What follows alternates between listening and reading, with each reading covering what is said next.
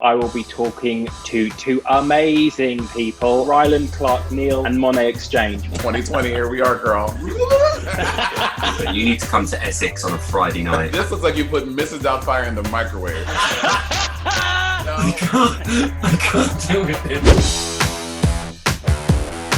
Hello, welcome to Pride Video Club with me, Raven Smith. Today we are talking about drag representation in film and TV. Joining me today is the fantastic Rylan Clark-Neal and the wonderful Monét X Change. Guys, welcome to the show. Hello. Hi. How's it going? Rylan, I'll let you go first since I am invading your country right now.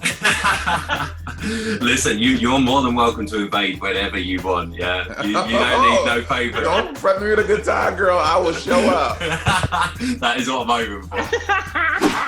So let's have a few questions. I just want to talk about drag itself and whether or not we think it is more mainstream and what that might mean. Drag queens are most definitely mainstream. Drag queens are doing things with Google, with Amazon. Growing up, I think drag was always used as quite a lot of the time the butt of the joke. I feel like now a lot of people are now sitting there looking at drag, and I mean this in the nicest possible way, as normal. With the mainstreaming of drag, we kind of have to begin to hold ourselves up to a higher standard in terms of the content and things that we produce. For example, people who are expecting us to produce content, they're expecting it at the same caliber as how other celebrities and how other public figures do it, which is a really weird dichotomy because drag innately was something that was crafty. It was very creative. That is what kind of makes drag drag. The fact that you can wear this $2 wig, hello, and you can get this really cheap outfit, but still glamorous.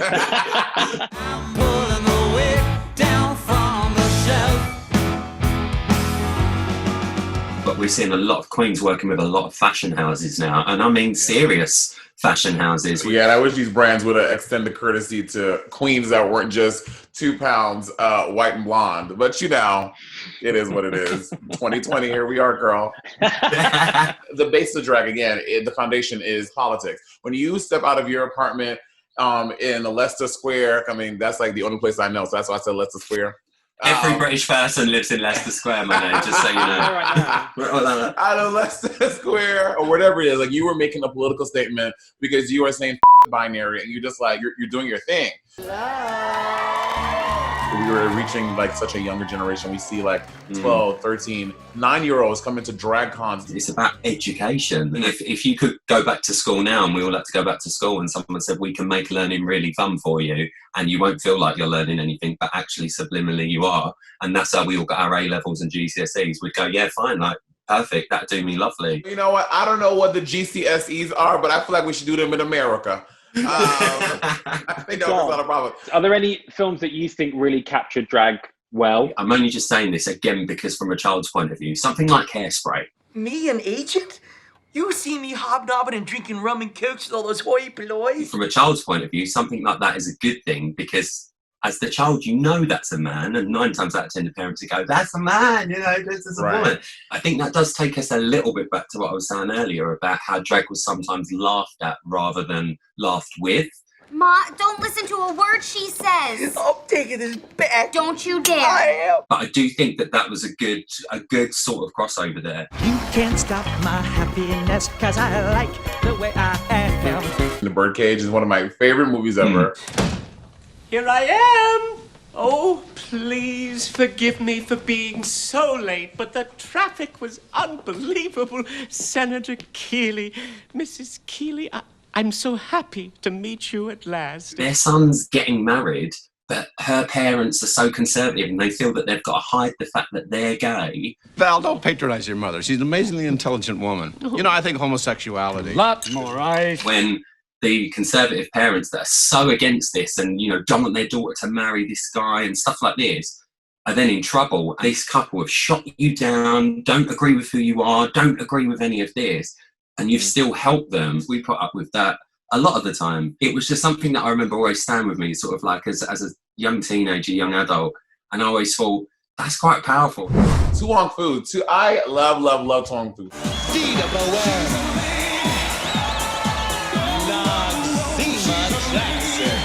You see these like really hetero dudes Patrick Swayze, Wesley Snipes, John Leguizamo. I just love how it just suspended reality for that hour and 26 minutes. Like, where, in what country, anywhere would these three queens be walking around? What do you mean, be a drag queen? I am a drag queen. Oh, child, no. You would simply put a boy in a dress. How they walk into that house and they just like throw a scarf and it becomes like this like crazy lights picture.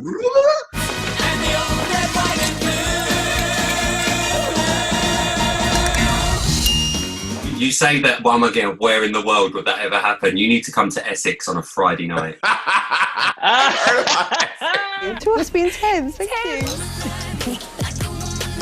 So guys, for this next segment, we're just going to have a look at some iconic drag characters in films. I think it's as simple as you're one kind of man, I'm another. And what kind are you? One that doesn't have to prove it. Victor Victoria. Oh, yes. I think that Julie looks stunning. And I think that drag kings are very underrated, and she is doing a drag queen performance the house down. The suit is like ultimate Bugsy Malone, but she looks great. To be a woman, as she ever was. Dustin Hoffman in Tootsie. Dustin Hoffman looks like an aunt of mine. He looks like the fifth Golden Girl. All right, just shut your mouth right now. Euphigenia Doubtfire. Mrs. Doubtfire. Mrs. Doubtfire will literally always be one of my favourite sort of drag characters in film. Not because of the look, because let's be honest, I mean, I know I've had a lot of work done, but that looks rubbery. Jesus. At the same time, it was just the way Robin Williams played Mrs. Doubtfire. I just think it was just so good, and it was just so heartwarming. The scene where she puts her face in the pie and then she comes out like... The water's boiling. Hello! The scene when she throws the lemon at Pierce Brosnan and hits him in the back of the head. At the pool.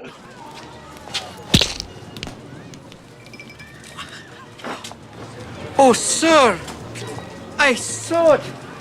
Some angry member of the kitchen staff. Did you not tip them? I feel like the only reason he brought me on this cruise is for some Pacino-related shenanigans. Adam Sandler, Jack and Jill. I don't know what this is. Whoa. I know her. In Essex, right? I was like, Adam Sandler looks amazing. No, this is terrible drag. I'm kidding! Oh, I love you. How are you, love? Don't squeeze me prickly pears. Mrs. Brown's Boys. I don't know who this even is. Mrs. Brown's Boys is like a British like comedy show over here. Brendan O'Carroll has nailed the stereotypical Irish older woman from the village, like literally loving life. But this looks like you put Mrs. Doubtfire in the microwave. I do not want this. No. We need a little more glam, honey. I can't deal with this. It's too much. Alison, love, there must be some mistake. Jesus, now you've killed her. So this week we asked people on Twitter to send us their drag names, which is your favourite flower plus the last thing you ate. Here they are for us to peruse. Okay, the first one, sunflower asparagus.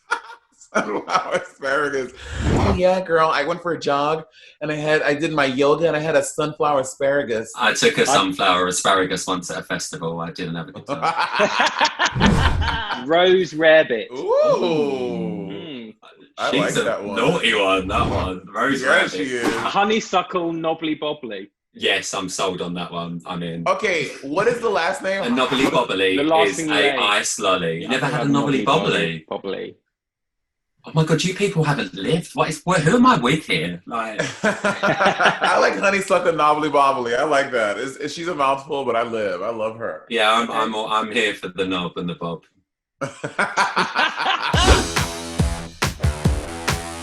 So what we're going to do for the quiz is that Monet has two of the answers, but is going to answer all of the questions like she knows all of the answers. And Rylan, your job is to work out whether it is a blag and the answer's false, or if it is a drag success. Okay, question one. The oldest known drag queen in England was known as Princess what? The princess was Serafina. I know a lot about British culture, and except for Where people live. But I know a lot about British culture, and I know it's Serafina. I know. Princess Serafina. I'm going to say drag. I think that's true. It is true. Yes! Okay, question 2. Which actor was originally meant to play Robin Williams' role in Birdcage? I want to say Steve Martin. I'm going to say that's a drag. I think that's true. It's a drag, it's true! See, she tried to double cross me again. She is trying to double cross me. I was like, the game's gone out the window. Question 3. What was drag originally an acronym for? How can I be a drag queen and not know this? Do write aggressively girls. In like your first semester of drag college, you learn this. I want to say drag because I there is no way Monet wouldn't know what it is. It's not true. No! It's drag. No, do write aggressive girls. It's what a drag.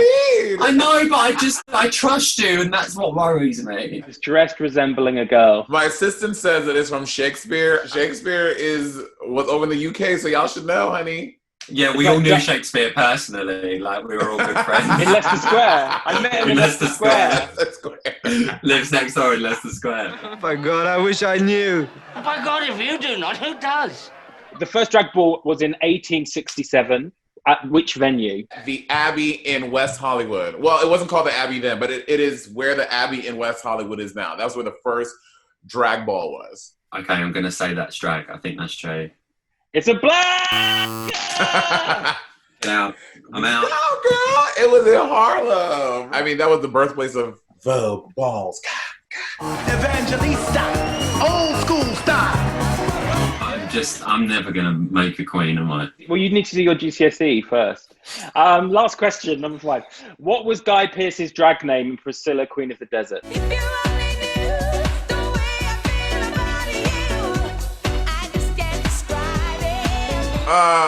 Bag of chips. He didn't. I'm going to guess that's a flag. I'm just guessing, though. That was a flag. Felicia Jolly Goodfellow. It's really hard to say it, Felicia. That's actually a really good name. Hello. Yeah. Felicia Jolly Goodfellow. Oh, Yeah. I just hard to say it without that. singing. Did you just get it? I just got that. You know what? You know, people like have known me for like 5 years, and they're like, "Oh, I get it, like Monét X Change." I'm like, girl, seriously? Guys, that's come to the end of our drag chat. So I want to thank you both. But thank you so much for joining me today. I think for many people, this might be the beginning of their drag GCSE coursework. Yes. And away we go. But thank you so much, both of you, for being here today. This was Thanks, so fun. We have a load more things coming up on Prime Video for Pride, including featuring in aid of, and you can donate via the links below. Thank you.